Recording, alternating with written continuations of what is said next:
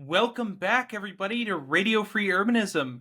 I am one of your hosts, Ethan, also known as Climate and Transit, and we're welcoming you back to a wonderful episode of Radio Free Urbanism. As per usual, I'm joined in with my co-host, Nick. Hello, and welcome back, everybody. And this week, we have ourselves a guest. We've actually had a guest for the past few weeks, but this is our guest, Frederick Jenny. Frederick, if you want to introduce yourself, feel free to do so. We always like, having our guests introduce themselves when they first join in. Awesome. Well, appreciate you guys having me on. I'm Frederick Jenny. I am a urbanist out here in Salt Lake City working on the Rio Grande Plan. I am the director of engagement, so I'm the one who they sacrifice to the wolves and send me to talk to the politicians and the public. It's a lot of fun. It's a lot of fun. Well, we're going to get more into the Rio Grande Plan, everything along those lines as well, too, and other stuff that Frederick is up to. But today, we have ourselves a wonderfully special show because we always start out with our updates. And Nick, it looks like we have an update from you today. Yeah, I've got a biking update, and, I've been biking for a while, but I finally upgraded to panniers, which I found out that is the proper way to say it. It's not panniers, as we'd like to say sometimes here in Canada. It's panniers. But yeah, I've been eyeing them for a while and thinking about getting a rack for my bike for quite a long time, because when I was in the Netherlands last year, that's what I did. I rented a bike and they gave me saddlebags, and it was so freeing, especially in the summertime. You just got the air flowing through your shirt. You don't have to worry about a sweaty back.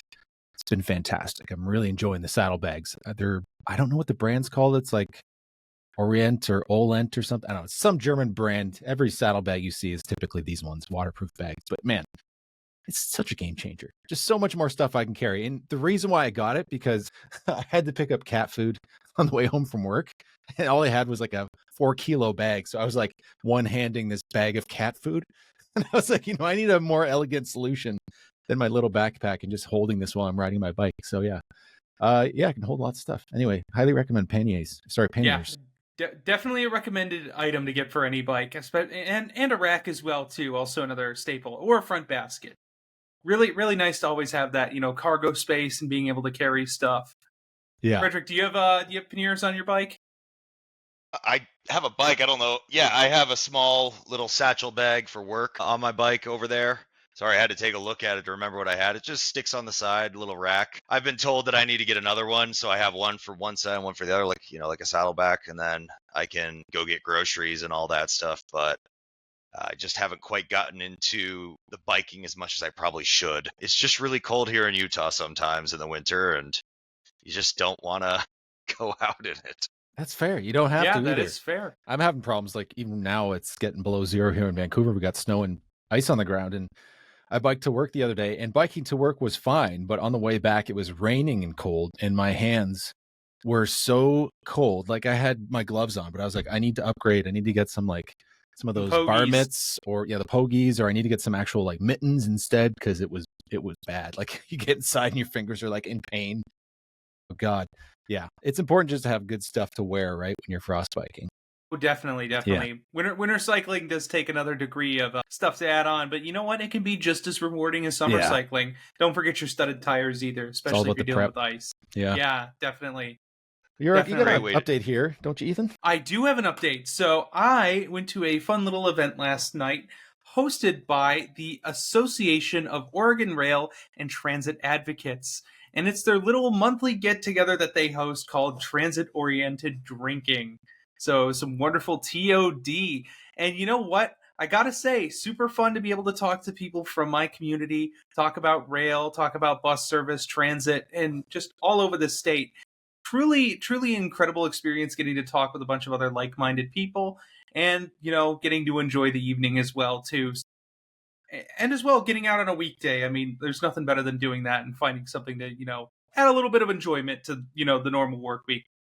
Definitely something really exciting, and I highly recommend looking for any local groups. And if you're in Portland or the Oregon or, North Oregon and want to come to one of these events, they host them every first Tuesday. I believe it's 6:30 to 8:30 p.m. And everyone's welcome. Usually it's held at Pine Street Market, but it does change up sometimes. So gotta say, go to your local urbanist events. When you put this in here, transit-oriented drinks, I thought they were like some branded like sodas from some like transit company. Like Transit comes out with some kombucha that's like transit themed or something. That's Oh cool my though. gosh. That's right, the transit-oriented. I'm sure there's probably quite a few different selections of like train-themed or like subway-themed beer and alcohol. There's got to be, right? Oh There yeah, there definitely is. has to be. Goose Island has Green Line IP. Yes, I've heard of that's them. right. I'm That's sure. right. Yeah, no. Honkers? Do they have honkers or something? They got one of the goose on it, don't they? Yeah, it's the Goose. Yeah, Goose Island. Okay, yeah, I've had them. Yeah. Yep. That's good Also, I stuff. want to mention we got a lot of people talking in chat today. I want to thank Austin, Skitch, and it's just Austin and Skitch at the moment. We want to thank our live chat here today because they are some of the best supporters of our show because they support us over on Patreon. And for just how much a month? Can they get that $1. for? $1 a month? Oh my goodness. For just $1 a month, you too could become a patron and get access to our live chat, live show, get early access to the show when it comes out if you can't make the live show, and access to our Discord. So just want to leave that option out there for you folks so you can be in the chat next time on the next show. That opportunity still awaits for you on your Wednesday afternoons. The Discord's been popping off too. There's lots of action in there if you want to talk to some people about Always. transit, bikes, urbanism in general. Yeah, come join us. Yeah, like it's it said, definitely $1. Just $1. no dinero. Before we move on, I just want to say something real quick about, kind of like the urbanism and drinking and so forth. There was this group, and I haven't been able to go to one of their events here in Salt Lake. It's called DIMBY, Drinks in My Backyard. And they go to different places and have drinks. And I just thought that was hilarious. I love that acronym. That's DIMBY. pretty great. If I had a backyard, I'd host a DIMBY for sure. Yeah. Just host it in your apartment building's common area. Go down to different breweries and so forth, mainly ones with patios. So they say that counts. I'm like, I'll give it to you. Yeah, that's such a great thing about having a nice urban landscape is just being able to go for a bike ride, hit some breweries and have some fun with some friends, man. One of the best bike tours you can have. Yeah. So definitely. We want to know more about Frederick. Where is he from? Why is he here? What's he doing? And what the heck is the Rio Grande Plan? Yeah, Rio Grande Plan. That's what we're calling it now. I don't know if I can answer all those questions. I mean, where have you come from? Where'd you go? Where'd you come from, Fred Jenny? So yeah, I'm Frederick Jenny out here in Salt Lake City. Been here for 8.5 years now. Jesus, a long time. Originally from the Midwest. Actually, surprisingly enough, I'm a Canuck. I was born in Montreal. Nice. Moved to the States immediately after I was born. My parents were expats living there, and they had me. But yeah, from the Midwest, came out here about 2 years ago. I wanted to find something to do with my community. I wasn't say I was bored, but I was like, I've been living here for a while. I really need to do something, if you will. And so I was on YouTube, of all places. I've been watching Ethan and, Reese and Alan, and I was like, yes, just looking around for urbanist projects in Utah, and I came across Christian Lenhart. His channel on YouTube and him talking about this project called the Rio Grande Plan. I was like, what is this? So I dove into his videos, got on the website, and saw that the plan is to essentially revitalize a 114-year-old train station that doesn't have any service to it, sits about an eighth of a mile from the tracks because they pulled them up in 1999. And Christian partnered up with Cameron Blakely, who is a city planner. Christian is a civil engineer who works on quite a lot of transit, helped work on UVX and OGX, which are our bus rapid transit systems in Provo and Ogden, respectively. Yep. See, you've pulled up his YouTube there. And essentially, I dove right in and learned about the train box, which is their plan to grade separate the trains in downtown and essentially put them in a tunnel, cover them, and get the trains back into the depot. And it does so much. And here's the thing. It opens up 76 acres of land in downtown.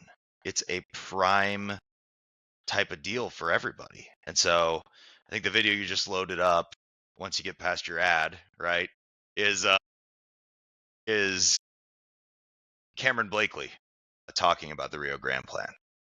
So yeah, it's a really, really neat project. Yeah, it's fantastic. We've Yeah. had Christian Lenhart on before. I wasn't here for that conversation, but they went into depth about the plan. So mention the surface level stuff about this, but what do you think is like the biggest impact of this project and why it's important to Salt Lake City? To say one thing that is truly the big impact, it's the fact that you get a blank slate in downtown essentially. I mean, yes, there are things that are currently there, right? You do have some businesses still attached to the rails. You do have other things like that are there. But what this allows you to do is reframe the entrance to your downtown. It allows you to bridge your east and west sides together that have been separated since the railroad came in 1870. You truly are recreating you're reconnecting with the past by bringing these rails back to the depot, just like our ancestors really intended. They built that building to last. And so the biggest impact is it kind of reframes what we're doing here in the city. We're not car centric, right? We're looking to make taking the train a better experience than what it currently is, much like what Denver did in 2014 when they redeveloped their rail yard, which is only 19 and a half acres compared to our 76. And they essentially rebuilt their entire downtown district to being one of the places that everybody wants to live now. We can have Yeah, it's that been here. incredible to see. In a lot of places across North America is the revitalization of downtowns. Obviously, that comes with its own problems when we talk about gentrification and stuff like that. But overall, like, just to see it is just incredible. It's fantastic. And I hope to see that this gets, fleshed out in Salt Lake City of all places. I think it'd be fantastic. Is there like any developments going on in preparation for the Olympics? There are a lot of plans for the Olympics. Everybody is very excited here in Salt Lake City for them. I was actually at the celebration and announcement party. I get up and get it, but I have my sign that I was holding up for that with Christian. We were out there. I think we got there at like 3 a.m. because they were announcing it early in Paris during the 24 Olympics. And so you'll see like in some of the pictures and videos of me holding this sign, like there's even one of me holding the sign and the governor doing this, like pointing, and it's like he's pointing at my sign, and I'm like, I took a screen grab of that, and I'm using that. But there's a lot of excitement out here for that. A lot of people are talking about, okay, so what do we do in terms of infrastructure projects? UTA right now is already double tracking Frontrunner in strategic places to make it a 15-minute frequency. And they're going to finally, I think, add Sunday service, which is actually one of the weirdest things you can ever find out is that the train does not run on Sundays. And then they're going to also be creating and somewhat extending an orange line, which will, as of right now, UTA's preferred alternative for that goes, and you're probably not really familiar with Salt Lake. I know that Ethan is because he was here. The red line turns and goes south, but where it turns on 400 South, they're going to continue and build the tracks down to 400 West, then turn onto 400 West and head toward the airport, where it will then reconnect with the blue line currently and then go on to the airport, which conveniently goes right in front of the Rio Grande Depot. So you'll have your immediate, basically less than an 1/8 mile walk, so even shorter than the light rail walk to from Denver's Union Station. There you go, you found it. So that's their preferred alternative. You can see where it turns. Actually, this is the older version. This is alternative 1. If you look where that dotted line is, it's a grayed out dotted line. That is 400 West. So they did a whole study. The public commented on it, and they actually changed it to not go to Salt Lake Central anymore. So we found that as quite a a big win for the Rio Grande Plan, because the infrastructure will already be there for a station right in front of the. So there's lots of really cool stuff happening out here. There's also rumors, not really rumors, but other urbanists are saying, why don't you build a tracks line that goes out to the Olympic Oval way out in the west side? It's like, well, why not, right? You got to dream a little bit, or you're never going to see any changes where you live. So, Yeah. very exciting time. Yeah. Absolutely. You just got to keep pushing forward for the things you want. It's exactly what we're doing right now. No, it's wonderful to see. I think every community needs those type of people to get things moving. And yeah, it's great to have that in Salt Lake too, because it's a place that, when people think of Salt Lake City, obviously there's certain things that come to mind that typically aren't like we're talking about here in urbanism. It's, religion and winter. Yeah, there it is. Mormons. Yeah. And winter sports for me. That's what I think of when I think of Salt Lake City.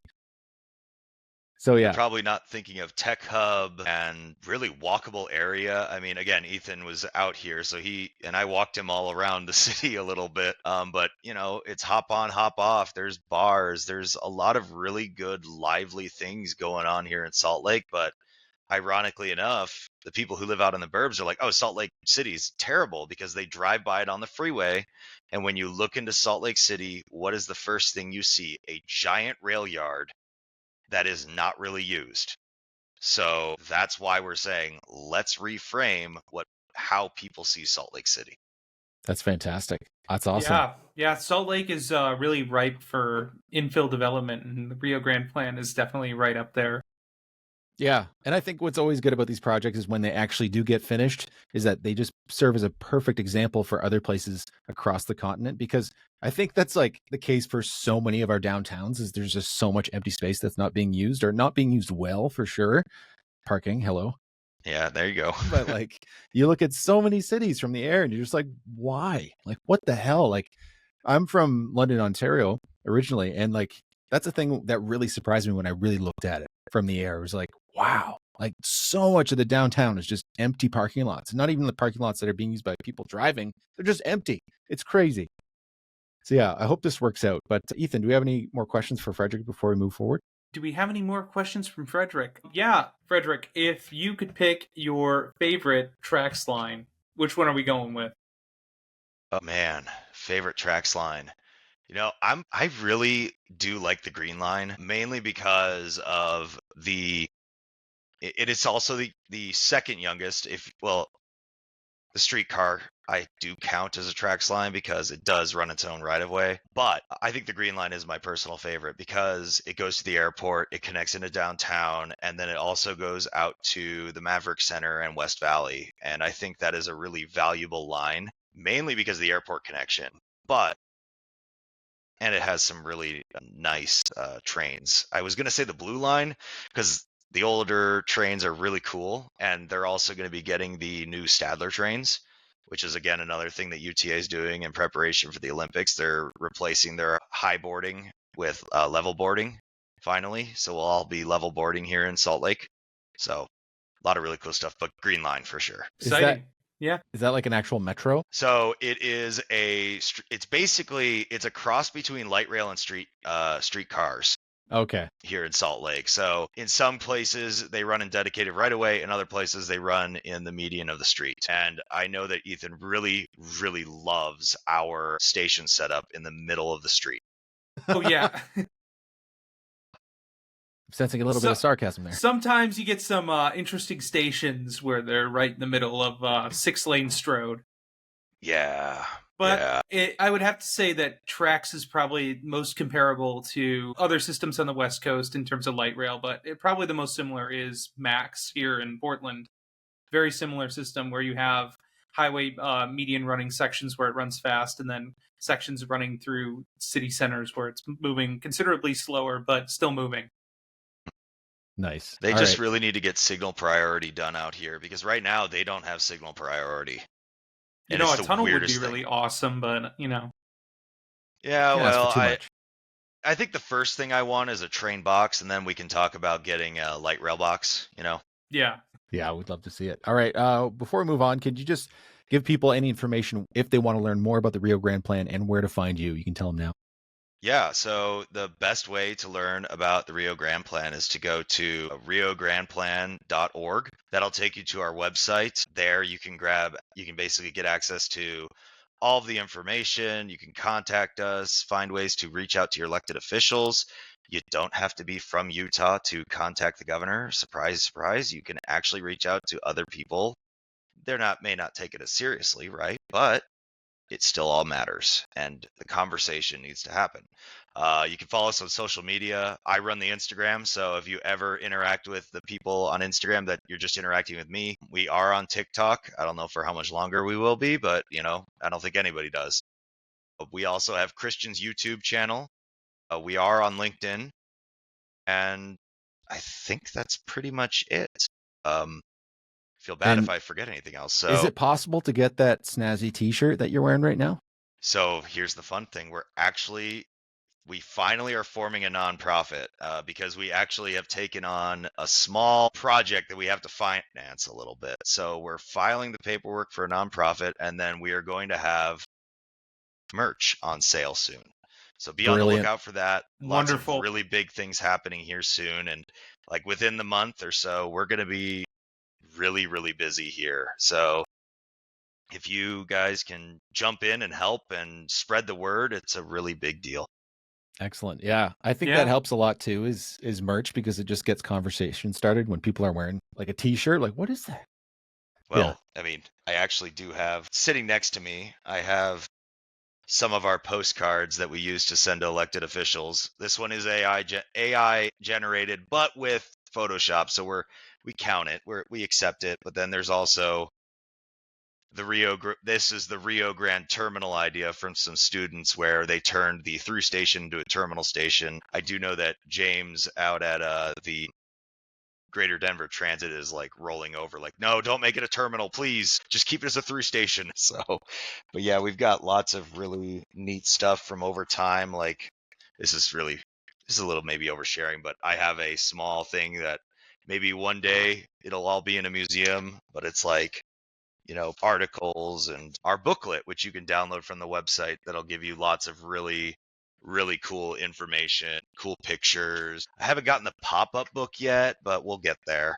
That'll be a hot seller for sure. No, that's fantastic. Exactly. Rio Grande Plan, the pop-up book. Those postcards are just so idealized. Those are the kind of things that can plant seeds in people's heads who doubt these And things, right? I actually have one more, which is the vision itself. Yeah. So it's beautiful. And I've kept all forms. We've had 5 iterations of the postcards. I do have all of them in here somewhere. I'd have to like dig around for a moment, but one was of Reno, and that one was probably our least popular one because they're like, it's so ugly. It's concrete. I'm like, yeah, but there's a train underground. It's cool. So it's not as sexy. Come on. It's not as and so we have pivoted to more of the aspirational type of things because these are going to our elected officials. They're going to the governor. I'm pretty sure I did send one to President Trump, and I've sent one to Vice President Vance. They're all getting them. Nobody's written me back yet. I'm still waiting. So if you're watching this, write me back just to make me feel a little bit better. Thanks. Yeah, I'm sure he's watching. Definitely. He's this is what he watches. We'll replace his traditional media with this. This is perfect. We need him to upgrade tiers though on Patreon. I know he can afford it. Yeah. Elon can give him a loan for him. Yeah. All right. We're going to move into our first news story here. This is coming out of Vancouver here in my local area. Sections of Vancouver's Seawall path near Science World closed indefinitely.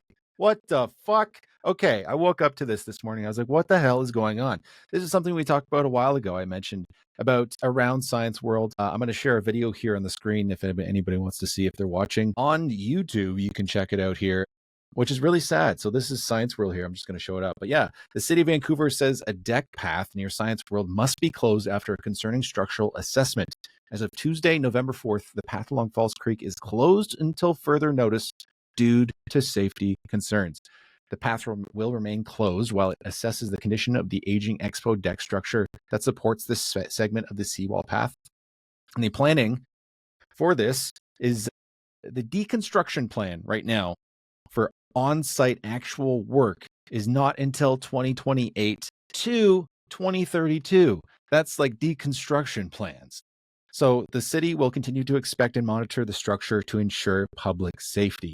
Cyclists will be asked to dismount or slow their roll on the pedestrian path between Ontario and Switchman Streets.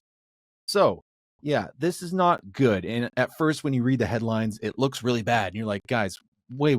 You're closing this path and it's not going to be worked on at all for 3 to 7 years. Like, what the hell is going on? However, if we can all just cool our jets for a minute, the reason why is because the recent assessment found that there were some structural integrity problems. This plan was already underway and it was going to be phased in and eventually turned over as they repair it or replace it.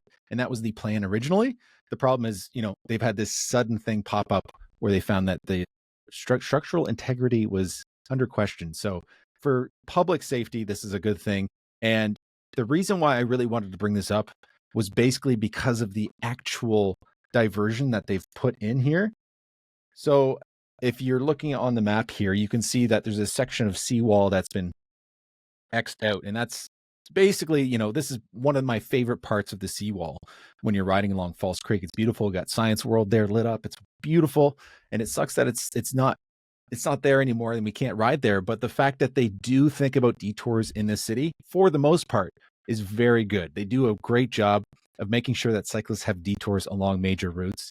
It's not always perfect. Sometimes you'll be on a bike route through a neighborhood and you'll turn a corner and it'll just be completely blocked off with construction with no detour in sight. And it's like that scene from Forgetting Sarah Marshall where Buddy's just like, yeah, I'll go fuck myself, I guess, because that's what it feels like.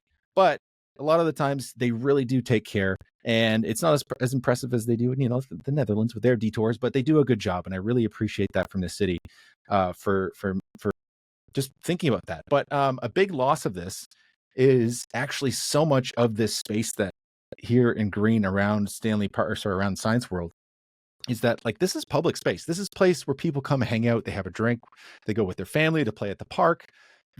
All this space is actually held up by these posts in the ground on this giant deck. And that's the thing. It's like 40 years old. It needs to be replaced. It was part of the plans, but it's unfortunate that this is going to be gone for a while for a lot of the space. How long is the space to the north here going to be lasting with these concerns that they have on the south part that's closed this path? I don't know, because, the portion that's closed, those spots specifically, often you'll see dragon boat races in the summer. It'll be like a farmer's market and stuff like that. And I think that stuff is a big loss. But again, it's too bad that this stuff wasn't thought of further in the past. It had been, but I feel like it's one of those things where it's a hot potato and they kept kicking the ball down the road. So here we are. At least they have a plan for the interim. I don't know. I'm going to go check it out for myself to see what the actual situation is. Because you just never know. You never know. But anyway, how is it where you guys live? Do you find if you're cycling around, is there decent detours? Just depends on the part of the network, because a lot of the times, if it's not some major greenway, good chance that it's not going to happen in Portland. Which is really annoying, though. Usually, still you can find an alternative route, but sometimes that route might not be as good as what you were riding on before, and that absolutely does suck. It sucks, but that's the case for a lot of things, right? You think about cars and a lot of detours and shut down roads that happen all the time. That sucks with traffic, and people complain about it, and rightly so. It's unfortunate, and it makes commuting more annoying. Yeah, you do also have this problem, though, as well, where your next road that you're going over to is not going to be anywhere near the level of greenway that you were just on, where you'll deal with something that you're going from protected bike lane to unprotected bike lane, mixed use lane that you're in. Yeah. That's definitely a common theme. How about you, Frederick? Do you have any experience with that? It really depends. Salt Lake City's been pretty good with it. It just depends on where you are in the network, just as Ethan had said. There's a lot of things that I think just in general society is still not quite used to, a lot of Americans biking in the cities. And, I don't want to jump in on the news that you gave there. I actually, as you're talking, I'm like, oh my gosh, there was this big thing that happened in Utah in general that I need to mention. And, I'm sure that we've all not just had to deal with detours, but with cars blocking the bike lane. Anybody had to deal with that at all? Because I mean, no. Oh, When does that happen? what? when does that happen, right? Well, Drivers always follow the law.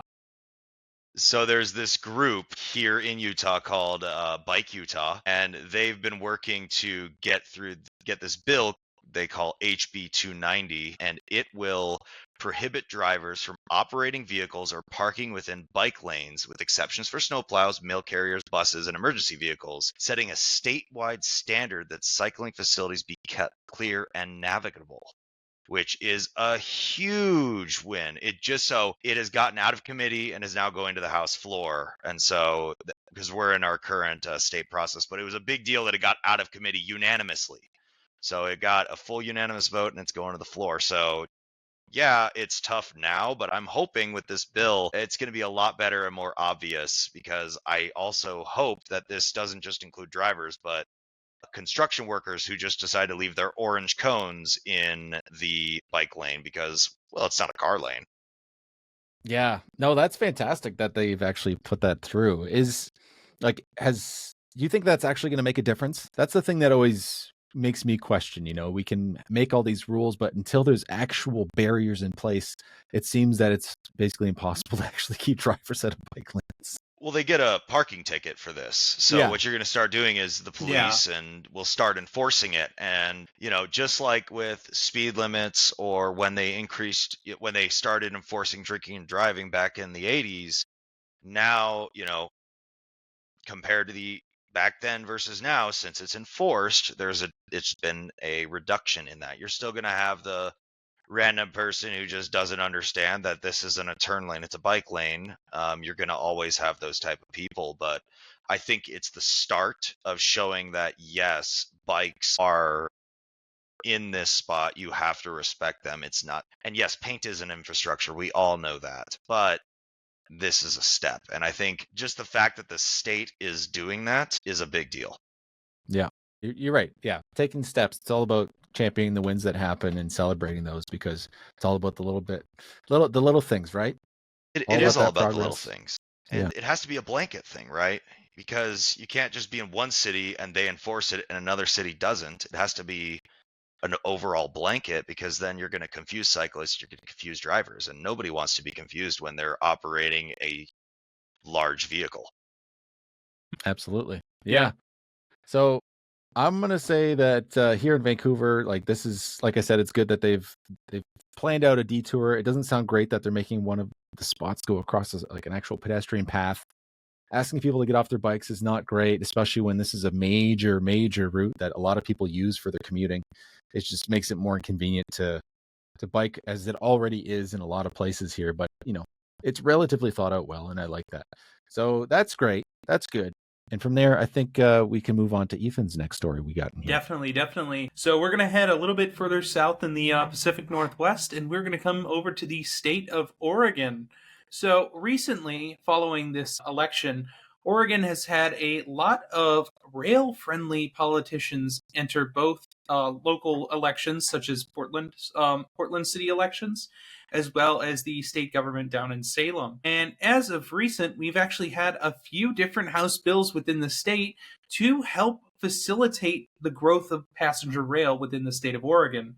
One of the first ones is actually going to be it's still obviously in committee, but the first bill that has been proposed is one that would completely separate rail transportation from Oregon Department of Transportation to make it its own separate agency that can focus on rail rather than wedging it in with road construction. And secondly, there has also been bills proposed to help remake some of that cash that's been lost over time and help get additional funding towards rail projects in the state.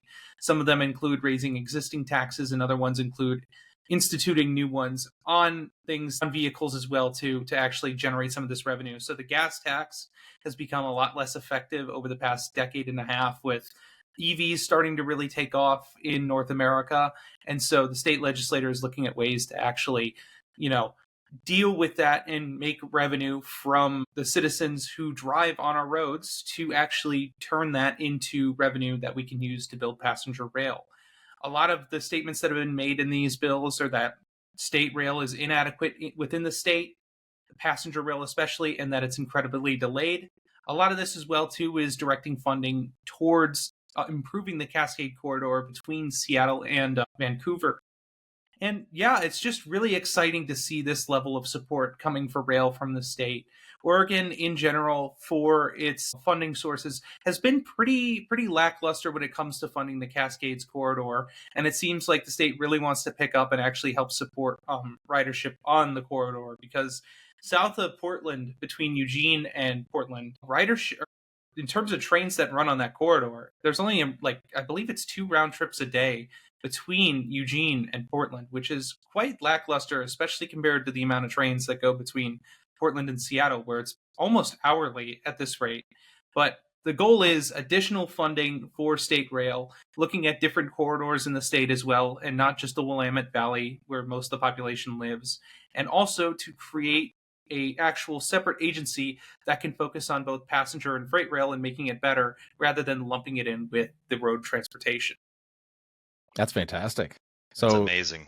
basically a whole nother organization to focus on rail.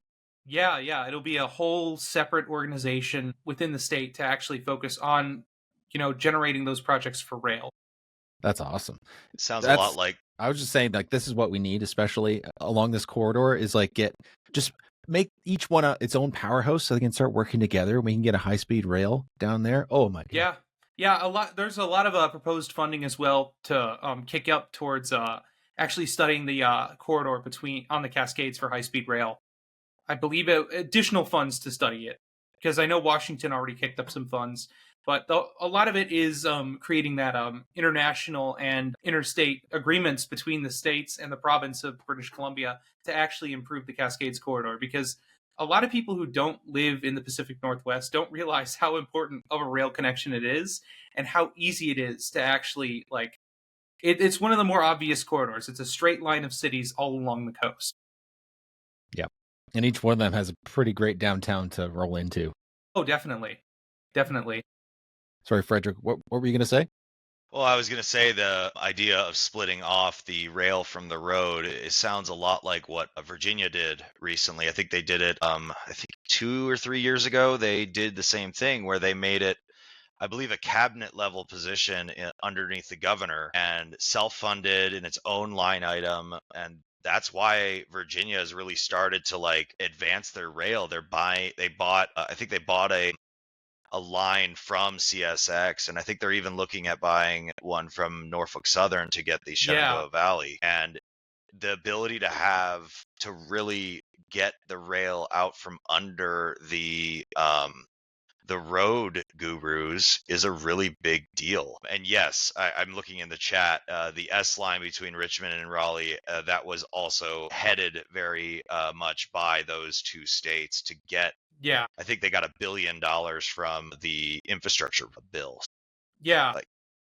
It's a huge thing. And I think that's the first step for any state that wants to start taking rail seriously is splitting off the responsibility from DOT, make it DOR, Department of Roads, maybe Department of Roads and Highways, and then you have Department of Railroads and Freight Travel. And I think Utah should do the same thing. I think all states should do it because it allows the head of that specific department to be somebody who understands rail transit compared to somebody who understands freeways. Yeah, it's really all about as well having that funding too, because if you have your rail split up from your, roads, then you have two different separate funding sources and you can actually allocate more funds towards rail and have less of an opportunity for roads to siphon away that railroad money. Yeah. See, this is something I don't know a whole lot about. That was the kind of insider baseball when it comes to actually funding roads and how much of it gets stifled when you have it all lumped together. Do you think this is actually going to lead to some good advancements when it comes to rail in Oregon in the Pacific Northwest? I'd like to think so. Yeah, I mean, definitely having its own organization to actually circle around and use it is an incredible opportunity, especially because ODOT has been a very road-focused Department of Transportation. Even more so than a lot of other Department of Transportations. We have WISDOT right next door up in Washington, which is actually a lot more transit-oriented, but it would be nice to kind of be the leader over in the region, having our own little separate railroad division that can actually maybe be the leadership and influence Washington or even California to do the same. Yeah, you'd love to see it. You guys have anything else to say about that? No, I just was looking at the chat and saw a mention of ADOT, and it's kind of harkens back to what we were talking about when we were on mute, and it's just made me chuckle a little bit. But yes, ADOT. yeah, I mean it's ADOT.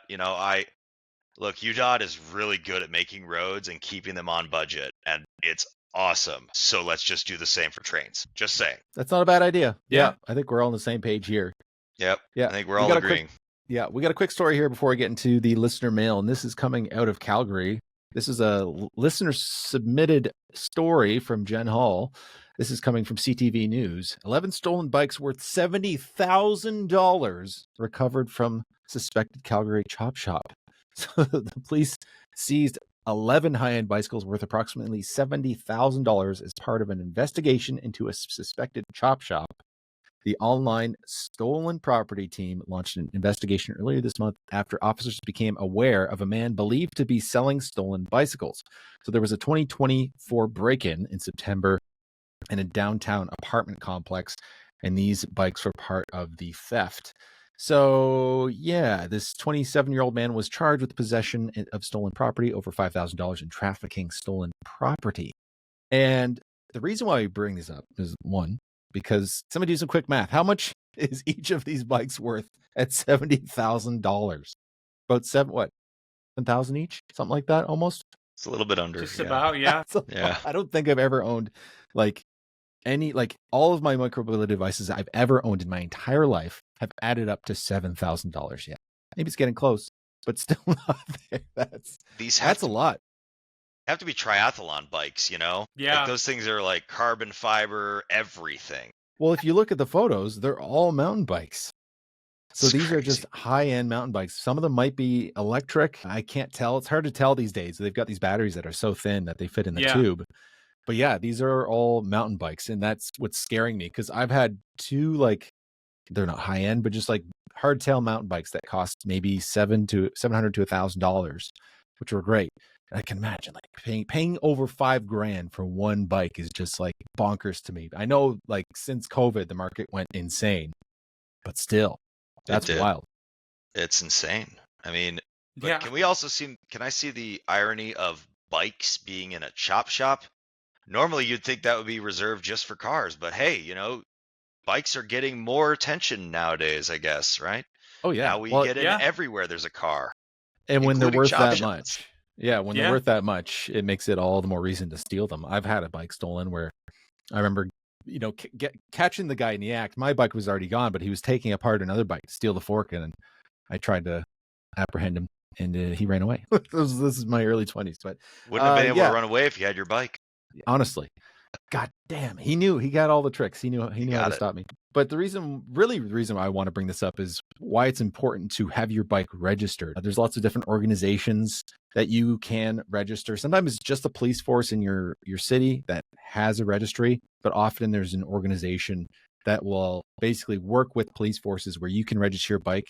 The actual SIN number on the frame that's stamped into the frame, you submit that with pictures of the bike, so that if it is stolen and it's recovered, it's a lot easier for you to be found, so that they can give you your bike back. And that seems to be the case here, where people have actually been given their bike back to the rightful owner, which is fantastic. So make sure you register your bike. Yeah, that's a good idea. Definitely. All right. Especially if it's a higher end one, but yeah. Oh yeah. If it's like a beater bike that's worth $100, you can just be like, maybe I want it to get stolen. I'm sorry, my cat's playing with the little doorstop behind the door. It's really loud there. We got some listener mail here, and if you want to join in, you can email us at radiofreeurbanism@gmail.com. And this first one, Ethan, do you want to take this one? Absolutely. So this first one comes from Not My Name, and they said, brilliant. And this is something I think we all need to take into consideration, is every time you fly somewhere, I know I've said this a million times, but every time you fly somewhere, when you have a rail connection at the airport, that is the best airports, is the ones where you can just take a train from the airport to wherever you're going. Hey, look, all three of our cities have that. Yeah. Bingo. We like that, but I want more. Where else can it go? Where I think it could go west or south, everywhere. We've got another question here. This is from Jen Hall. Frederick, do you want to read this one out? Oh, yeah. Let me quickly just. Yeah, friend of the Grab show, Jen that Hall. one. She's always got Sorry. something to add to the conversation here. Yeah. So Jen says, think how where your dentist office or something similar is located, and how would you score its walkability, bikeability, or transitability from where you live in relation to it? Asking, as I will either be late or totally miss this week, as I'm heading to the dentist this afternoon. 5-minute walk from my place. So Not bad. I'll tell you right now, I'm not going unless I'm taking my car. Like, it sounds bad to say that, but the whole way there, even the biking is just not. I mean, it's a good 20-minute car ride, first off. But then if I wanted to take the bike, which sometimes I do, there's really no good route that doesn't involve a 6-lane strode in it. And I'm sorry, Utah drivers, you're cool, I guess, but I don't trust you on a 6-lane strode when I have an unprotected bike lane. So for my That's totally dentist, fair. I give it a D- because other people around it could walk to it, but I cannot. That's fair. How about you, Ethan? I am about 5 minutes away from it. I'd say 5 minutes because it would take me literally 5 minutes total travel time exiting my building, crossing the street, and getting there. But if I was to get there any other way, it's got, an unprotected bike lane along a 2-lane street out there. And also it's served by 3 different bus lines and 2 max lines. So I'm gonna just go ahead and give it an A. I mean, obviously nothing's perfect, but I think that's pretty good. So I'll give it an A. That's solid, yeah. Myself, yeah. My dentist is very, very close to where I live, maybe 2 blocks away. So walking's fantastic. I live in a pretty walkable neighborhood. Bikeable. It's got a bike lane, protected bike lane right in front of it, actually, now that I think about it. Transit, there's no transit stops like directly there, but there's major bus routes to both the north and south of it, 2 to 3 blocks away. So yeah, pretty good. I'd give it an A. Maybe not an A+ because there's no transit like at the door. But yeah, that's what I would say. But Austin says in the chat, don't ask how long it's been since I've been to the dentist, but there's a dental office only 7-minute walk away from me in the suburbs in Calgary. Yeah, it's always nice to have any services nearby. I might be in that boat too, Austin, just because I don't like going to the dentist, but I think it's my dentist started getting different. So I went to this dentist when I moved to Vancouver years and years ago. And the dentist was great. He's like, your teeth are great. They're he said my teeth were bulletproof because I try to take care of my teeth, which, I'd go, whatever. They clean my teeth. It's all fine. No cavities every time. But then I went back recently and the new dentist was there. She was taking over the practice. She was like, maybe we should look at getting Invisalign. And she was trying to sell me on all this stuff. And I was like, I don't trust you. Yeah. Why is the other guy not trying to sell me on this shit? But yeah. Anyway, that's the stuff. We got another one here from the Urban Spokesman in response to episode 55, and that's when we had Miser on to talk about the state of cycling and micromobility in New York City. I like this name, though. The Spokesman. The Urban Spokesman, yes. Spelled S-P-O-K. He has a YouTube channel. It's called The Urban Spokesman. I watch him from time to time. He talks about the stuff going on in New York City. But he says, Miser is right. Micromobility is a cheat code for getting around New York City in a timely fashion. It's the fastest way to get around New York City on average. I was in the meeting with people trying to force people to get licenses for e-bicycles and e-scooters instead of just enforcing the laws we already have on the books. Most of their complaints are already against the law regardless of if you have a license or not. Yeah, this is it's pretty crazy. Like we talked about it in depth, I think, with Miser on, but to reiterate, the most recent video I'm finally going to be finishing soon is about this in general, licensing and registration for micromobility devices in general. And it is crazy in a lot of places, the complaints that people come forward when it comes to micromobility, speeding, red lights, endangering pedestrians, all of this stuff is already on the books, or just people riding really fast micromobility devices already. They're illegal, but there's no enforcement. And I think that's what it comes down to with a lot of laws. Like we talked about earlier, Frederick, when we were talking about enforcing this law in Utah, is like, without enforcement, is the law even real? So that's a big problem when it comes to these things in the first place. And I think registering and having license plates for micromobility devices isn't going to do anything good, because it's just going to lead to just lawful, but maybe discriminatory stops, kind of engaging in that whole practice again. And we know how bad that had gotten in the United States. And I don't think we need to enable that any further, probably. I don't know. What do you guys think? No, absolutely not. We don't need to enable, unnecessary searches like that, especially if people are obeying the laws of the street when cycling or on micromobility of any kind. Yeah. Just asking for more problems. Also, just from a city financing perspective, you're going to spend more money charging people for bike licenses anyways. Yeah. We're just all going to spend more money for not safer streets. I actually kind of got into this with my uncle and aunt like a few months ago, right when I started biking. Their perspective is, well, why am I paying for your bike lanes with my tax dollars?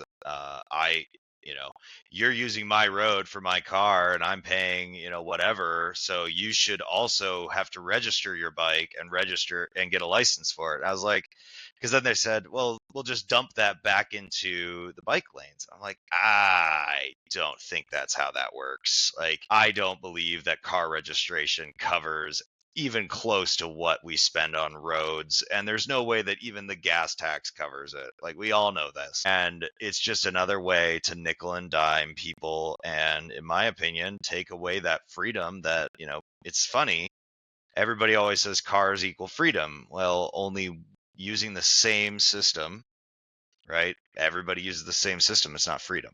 So I think licensing bikes doesn't make sense. And anybody who says, well, they enforce the helmet rule, well, that's safety. It's much different than enforcing a bike registration or a bike license rule. So I also agree with you guys.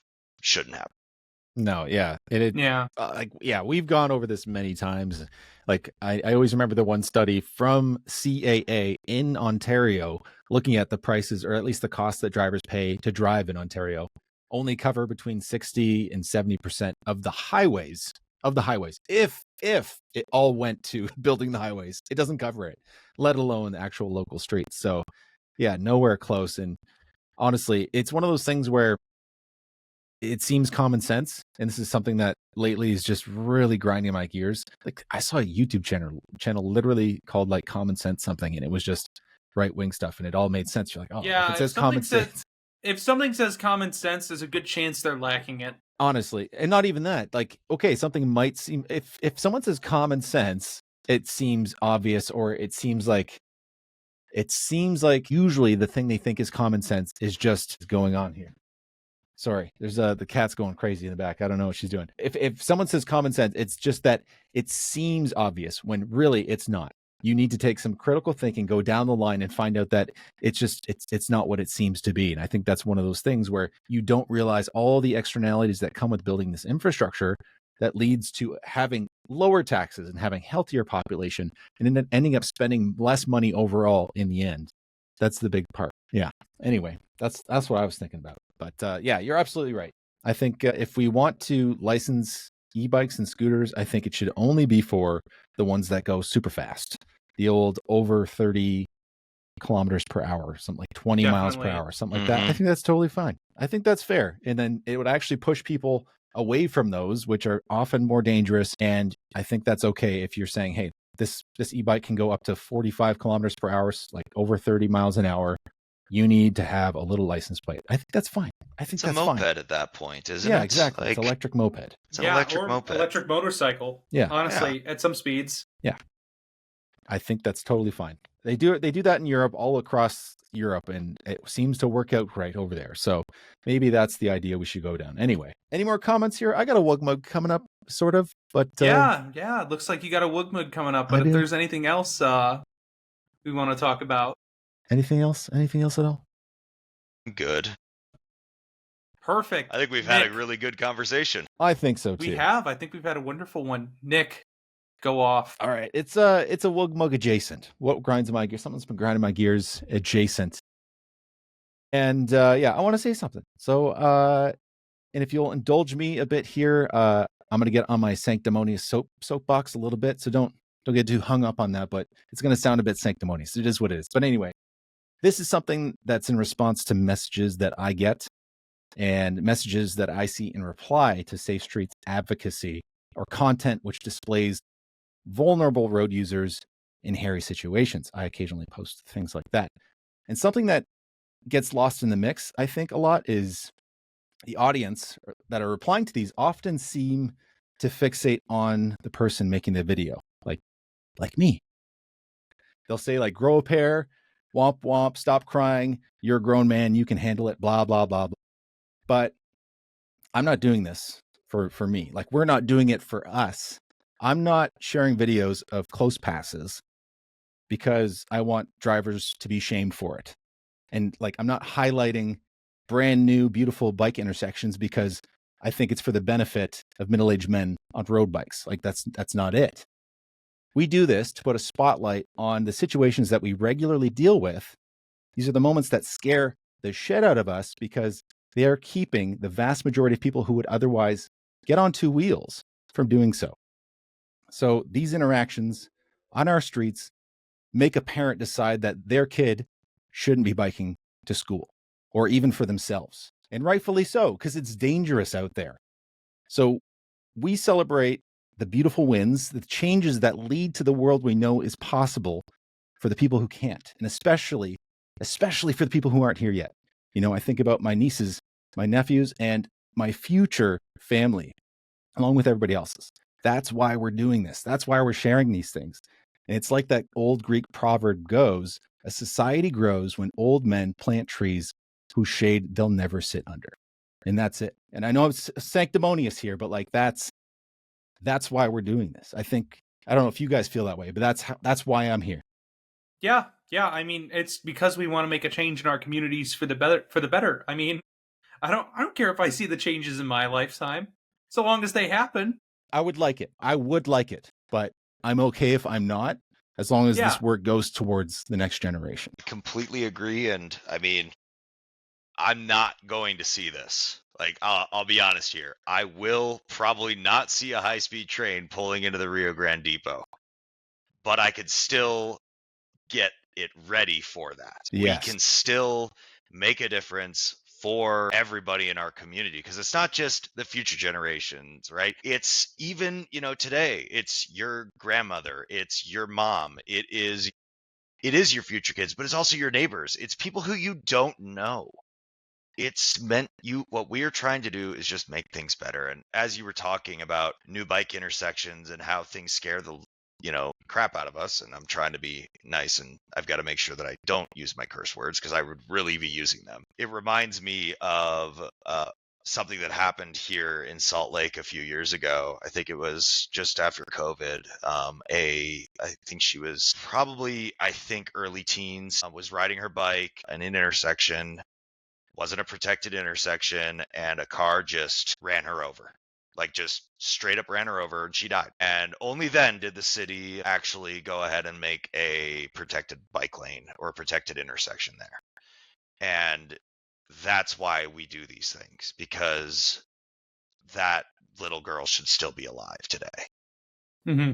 Period. End Countless of story. ones, yeah. Over and over and over. It's unreal. Countless stories of traffic violence. Your soapbox is appreciated and definitely needed.